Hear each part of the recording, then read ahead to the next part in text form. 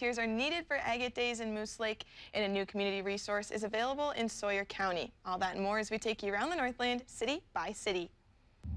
We start things off in Cable, where students can apply for a trip to the BWCA. A member of the Cable Natural History Museum has created a scholarship to send one person to the Natural History Paddle in August. The 4-day adventure is led by a local naturalist, and attendees will learn the history of the land while navigating through local lakes. There are only a few spots left, and the fee is $500 for members or $525 for non-members. Meanwhile, those hoping to apply for the scholarship have until August 1st to do so. The trip will be August 28th through August 31st.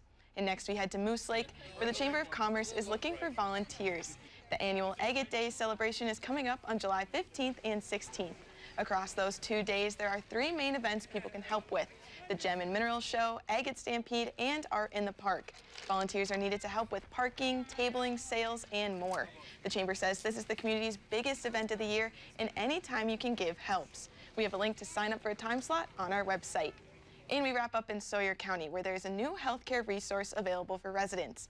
Sawyer County Health and Human Services and Hayward Area Memorial Hospital have released Sawyer County Network of Care, an online resource directory. The website and its tools are a result of a community needs survey. Among the top priorities identified was the need for more information about services and resources throughout the county.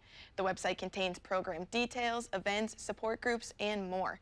We have a link to that news site at northernnewsnow.com. And as always, if there's something going on in your neighborhood that you think we should know about, send us an email and it might be featured as we take you around the Northland, city by city.